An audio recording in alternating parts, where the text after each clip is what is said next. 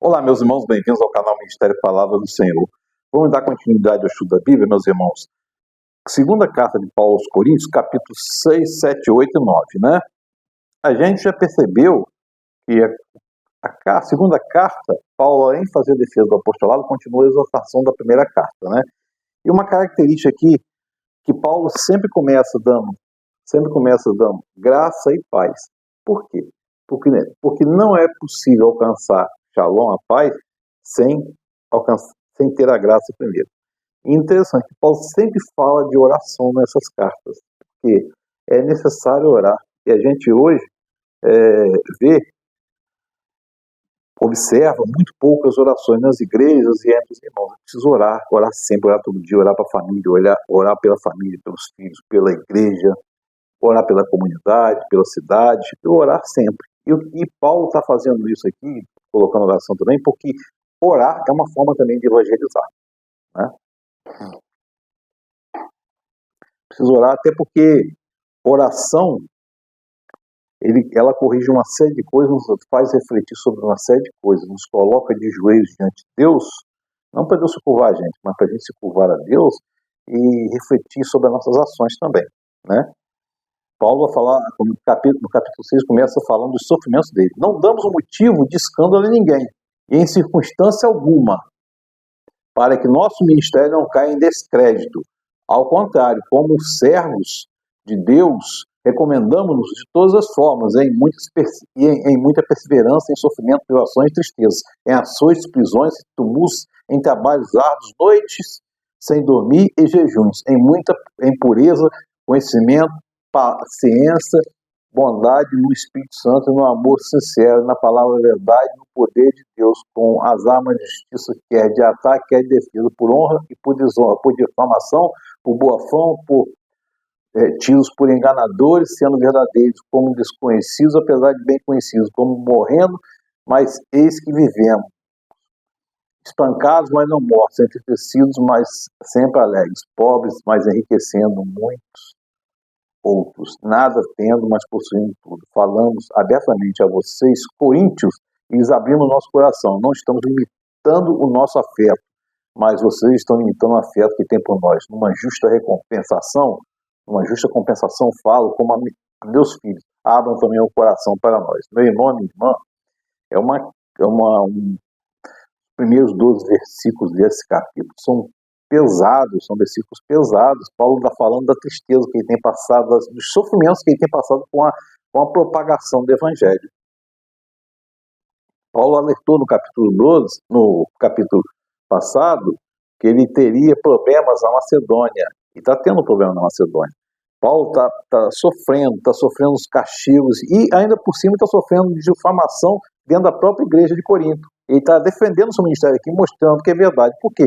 Você vai pegar a palavra, vou falar uma palavra da verdade. Que palavra da verdade? A palavra da verdade é somente a verdade da palavra. O Evangelho é a verdade da palavra. Por exemplo, fala lá em Filipenses, aquele que começou a boa obra é fiel para executá-la, para terminá-la, concluí-la, né? Até o dia da vinda de Jesus, até o dia do Senhor.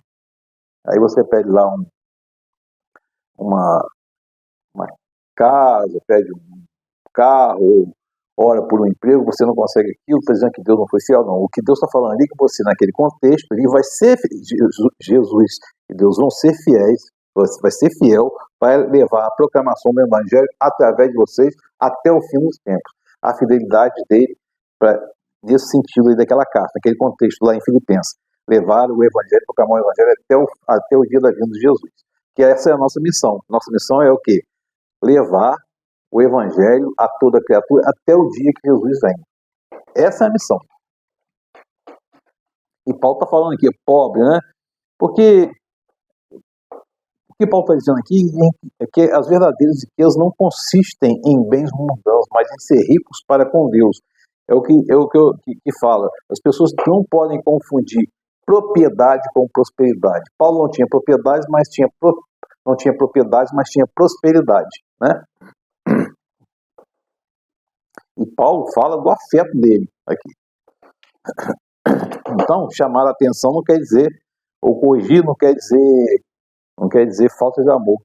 Não quer dizer falta de amor, é justamente o contrário, quer dizer amor. Deus, quando tirou Adão do paraíso, mandou e deixou-o sofrer na terra, porque Adão se separou dele, mas Deus teve misericórdia dele.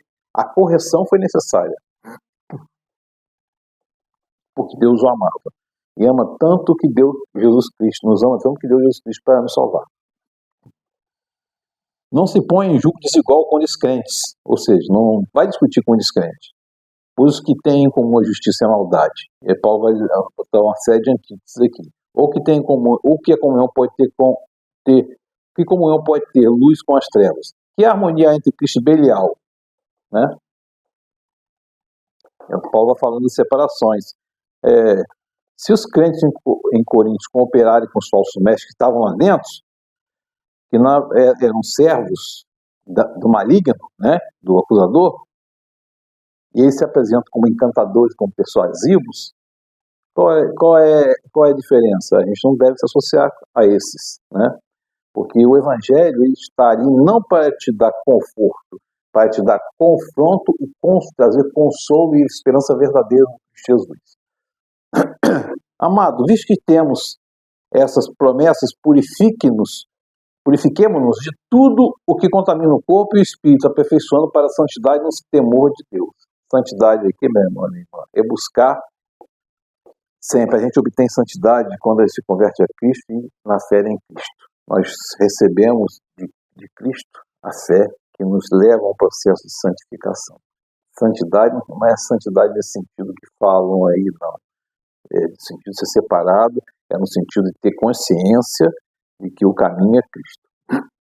E não pecar mais intencionalmente. E pecar, nós vamos continuar pecando, mas não intencionalmente. Arrependamos-nos e oremos sempre. Concedam-nos lugar no coração de vocês. A ninguém prejudicamos, ninguém causamos dano, ninguém exploramos. Não digo isso para condená-los, já que diz que vocês estão em nosso coração para juntos morrermos ou vivermos. Tenho grande confiança em vocês, de quem muito me orgulho. Sinto-me bastante encorajado, minha alegria transborda em todas as tribulações. Eu sei, Paulo, apesar de estar sofrendo tribulação, ele está alegre porque o Evangelho está sendo proclamado. Pois quando chegamos à Macedônia, não tivemos nenhum descanso, mas somos atribulados de toda forma. Como eu falei antes, Paulo estava na Macedônia, né? Mesmo que minha carta lhes tenta causar tristeza, não me arrependo. É verdade que a princípio me arrependi, pois percebi que minha carta os entristeceu, ainda que um pouco de tempo. Agora, porém, me alegro, não porque vocês foram entristecidos, mas porque a tristeza de vocês levou ao arrependimento. É o que causa, por exemplo, Deus nos corrige, nos causa tristeza, mas não leva ao arrependimento. Não ao remorso, ao arrependimento. Davi era um homem segundo o coração de Deus porque orava e se arrependia. E pecou, né? Agora, irmãos, queremos que vocês tomem conhecimento da graça que Deus concedeu às igrejas da Macedônia. No meio da mais severa tribulação, a grande alegria, a extrema pobreza deles transborda em rica generosidade, pois do testemunho deles deram tudo quanto podiam, além do que podiam. Não somente fizeram o que esperavam, mas entregaram-se primeiramente a si mesmos ao Senhor, depois a nós pela vontade de Deus. E aqui, meu irmão, minha irmã, Paulo está falando aqui é que, apesar da extrema pobreza, eles contribuíram. Mas por que contribuir? Paulo estava alegre aqui. Porque primeiro se entregaram a si mesmos. A primeira oferta é o coração. A primeira oferta é o coração. Muitos usam o texto aqui para trazer culpa por quem doou, ou quem deu o dízimo, ou quem não deu o dízimo. Não. O que Jesus quer é a entrega de coração. Na extrema pobreza, um coração rico. E aí vai falar, assim recomendamos a Tito, que assim como ele havia começado, também completasse esse ato de graça da parte de vocês. Tito estava na Macedônia, né? Agradeço a Deus ter ele posto no coração de Tito o mesmo cuidado por vocês. Então Paulo aqui está agradecendo a Deus. Tito também tinha o mesmo afeto, o mesmo cuidado pelos crentes lá, né? E aí fala assim: não tenho necessidade de escrever a respeito dessa assistência aos santos.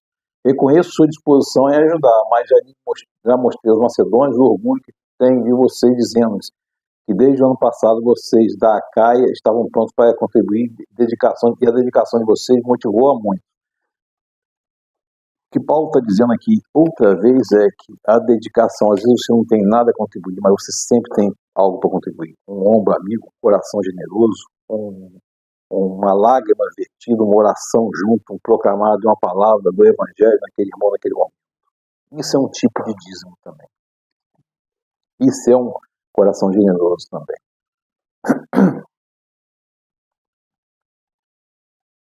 E Paulo vai continuar. Lembre-se que aquele que semeia pouco também colherá pouco, aquele que semeia com fartura também colherá fartamente.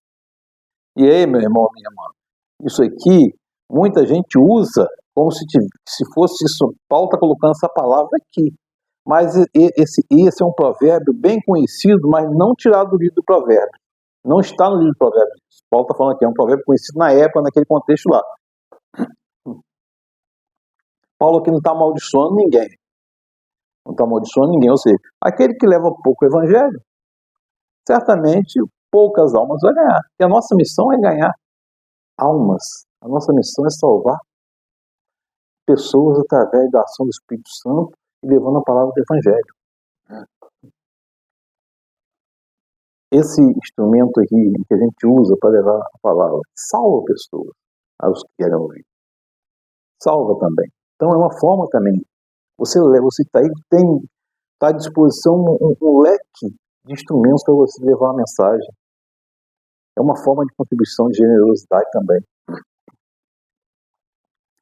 E aí vai falar assim: cada um dê conforme determinou o seu coração, mas não com pesar ou por obrigação, pois Deus ama a quem dá com alegria.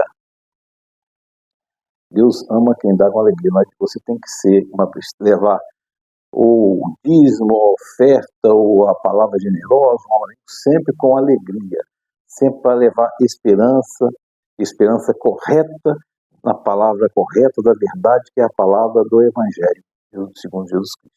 Meu irmão e minha irmã, o Espírito Santo de Deus esteja sobre nós e nos ensine a sermos generosos, de corações generosos e sinceros. Deus nos abençoe.